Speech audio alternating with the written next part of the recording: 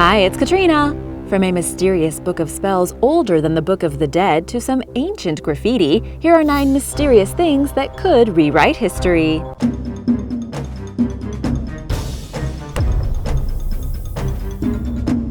Number 9. Jade Maya Pendant. In 2015, archaeologists working in the somewhat remote region of Nim Li Punit in southern Belize discovered a large T-shaped jade pendant containing mysterious carved hieroglyphs. It's the second largest jade Maya artifact ever found in the country, measuring 7.4 inches wide, 4.1 inches high, and 0.3 inches thick.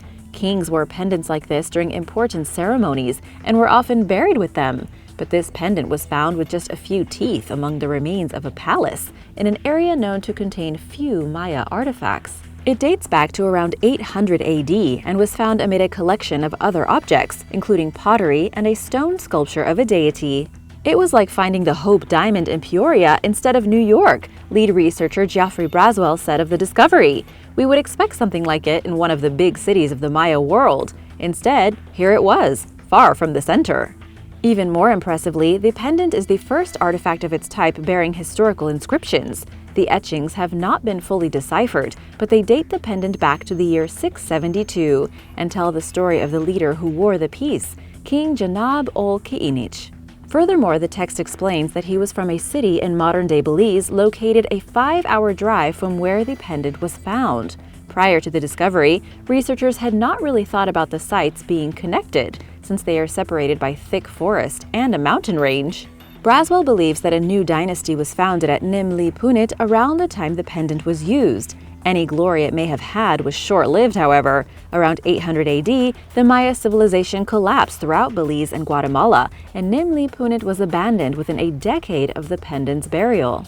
The reasons for the widespread desertion of Maya kingdoms in the region are just as much of a mystery as the pendant itself.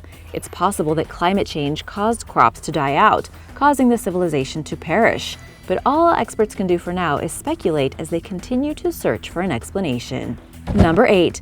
The Guide to the Underworld. In late 2019, archaeologists uncovered the oldest known copy of the Book of Two Ways, an ancient Egyptian guide and map of the underworld.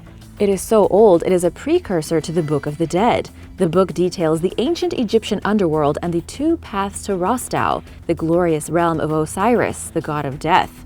The 2 ways refers to taking the path over land or the path over water that are separated by a lake of fire. Experts believe that it may be the first illustrated book in history, and the recently discovered copy dates back an estimated 4,000 years. Smithsonian Magazine reports that the newest, or technically oldest, copy of the Book of Two Ways joins just 24 others known to modern archaeologists. A paper published in the Journal of Egyptian Archaeology describes the recently discovered book, which predates the other copies by roughly 40 years. Overlooked by grave robbers and previous archaeologists, it was discovered in 2012 in a coffin during excavations of a burial shaft in the town of Deir al-Barsha. The inscriptions, which were written inside of the sarcophagus of a high-status woman named Ankh, and other artifacts in the grave, date back to the reign of Pharaoh Mentuhotep II, who ruled until around 2010 BC. Despite its well-documented history, researchers struggle to understand many elements of the Book of Two Ways. The text was a common fixture in Egyptian graves, and the text describes demons, spirits, and fire that can be overcome only by special spells. The maps in the book are full of strange figures and symbols that have been very difficult to understand. There are also special rituals described in the book, probably meant to bring back deceased gods or humans from the dead. Death was life, and rebirth made you closer to Osiris himself. And now for number 7, but first, it's shout-out time! Ask and you shall receive! Wanted to give a big shout-out to Hamza Qureshi and OCD Gamers. Thanks so much for supporting this channel. If you are new here, be sure to subscribe and join the Origins Explained family. Number 7. Out-of-place footprints. While examining the ancient footprints of extinct elephants, camels, buffalo, and horses in the preserved sediment of an ancient lakebed in the Nefud Desert in northern Saudi Arabia, archaeologists spotted 7 human-like prints that they later determined date back between 112,000 and 121,000 years ago. The fascinating find quite possibly qualifies as the oldest evidence of Homo sapiens on the Arabian Peninsula. Discoveries like this challenge and complicate the long-standing belief that early humans first migrated out of Africa en masse around 60,000 years ago, by suggesting that at least some people left thousands of years earlier.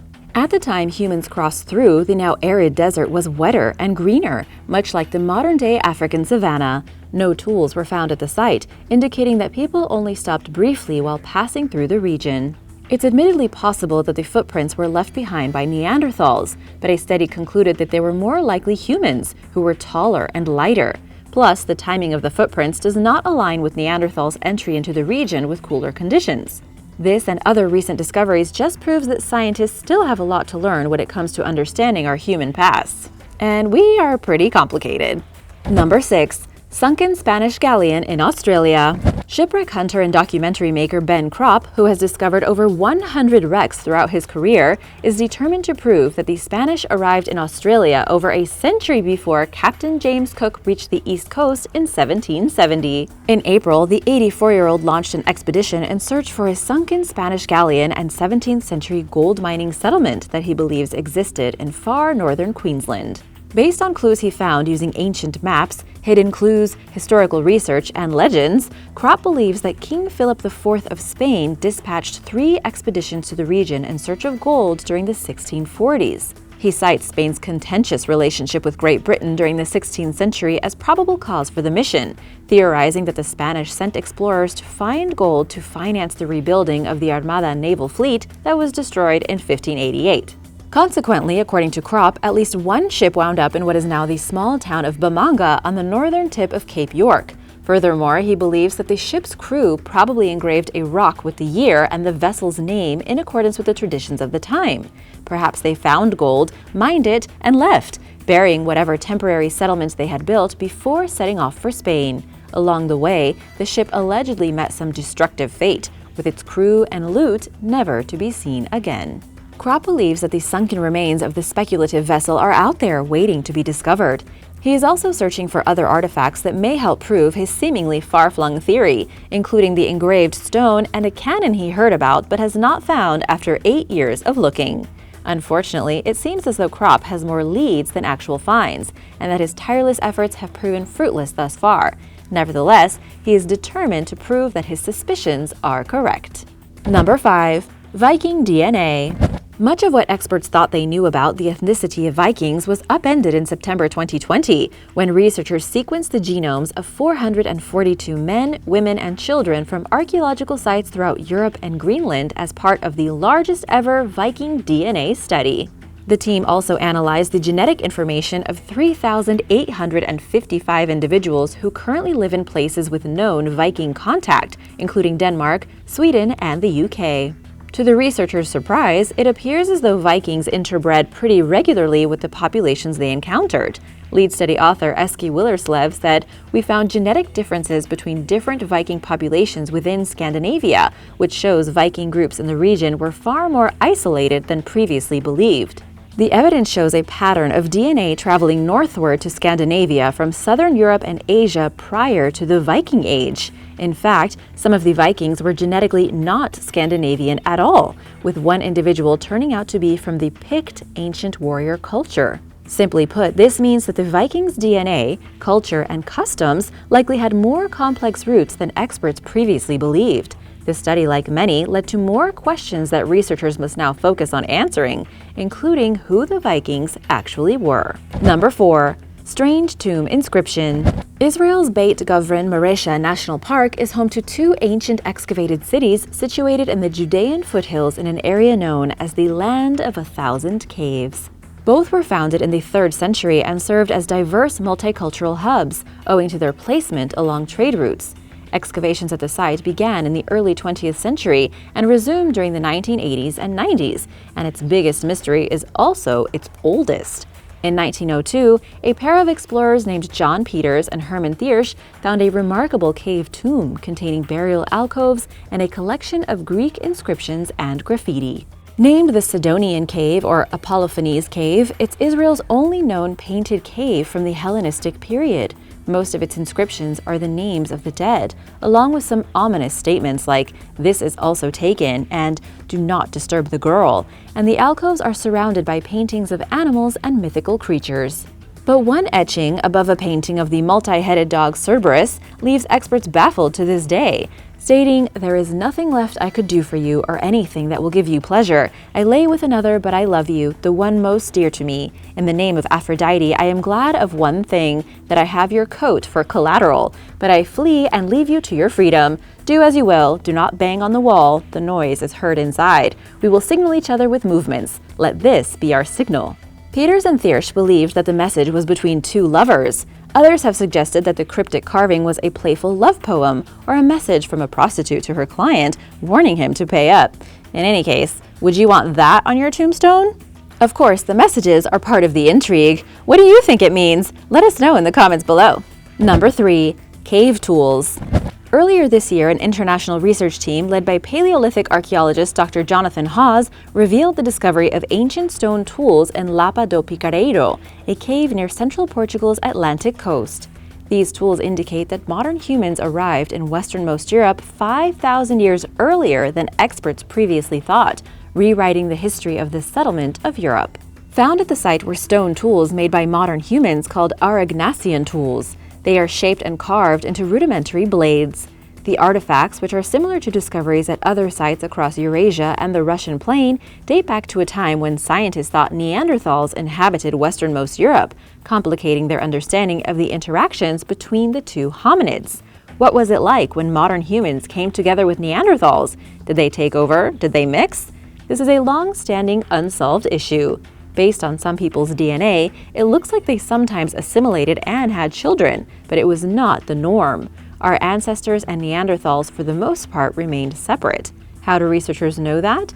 Neanderthals never adopted this stone technology. It looks like modern humans outcompeted the Neanderthals. We're just too quick, too smart, and too tough. Number 2. The corny history of maize. One of the world's most important crops, corn or maize, became a domestic crop sometime around 9,000 years ago. Author Michael Pollan said there is every reason to believe that corn has succeeded in domesticating us. We would go where the corn was and stay there.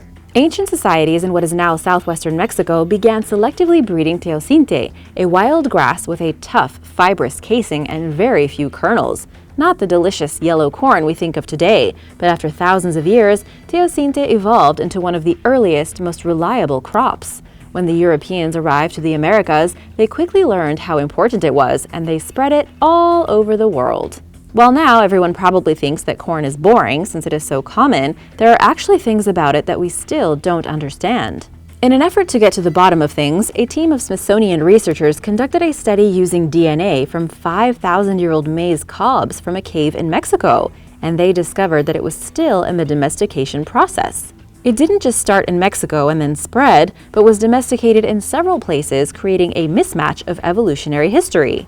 The study concluded that people traveled southward from Mexico to Central and South America with partially domesticated corn, and that they domesticated it at the same time in different areas and at different speeds.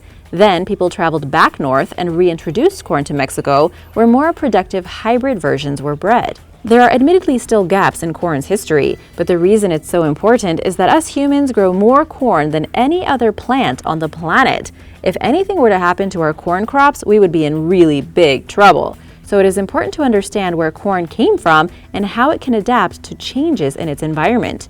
You might not care about corn now, but you would if something happened to it. Number 1. Pompeii graffiti. Researchers have no doubt that Mount Vesuvius erupted in 79 AD, burying nearby towns like Pompeii and Herculaneum in ash, but they have long debated what time of year the disaster occurred. In 2018, archaeologists discovered ancient graffiti on the wall of a house that was being renovated during that year, potentially shedding light on this unanswered question.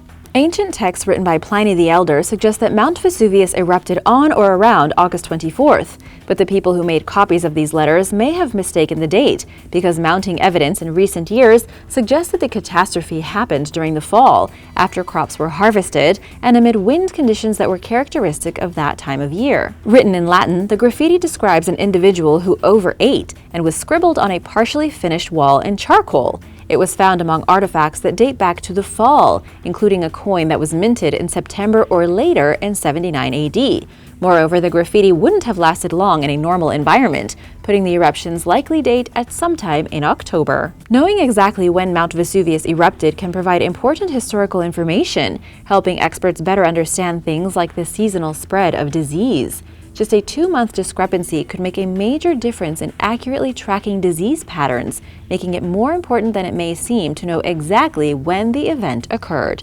Thanks to whoever scrawled a seemingly annoyed message on the wall while working on the house, experts are one step closer to confirming the actual date, or at least month, of Vesuvius's eruption. Thanks for watching! Remember to subscribe if you haven't already, and I'll see you in the next video. Bye!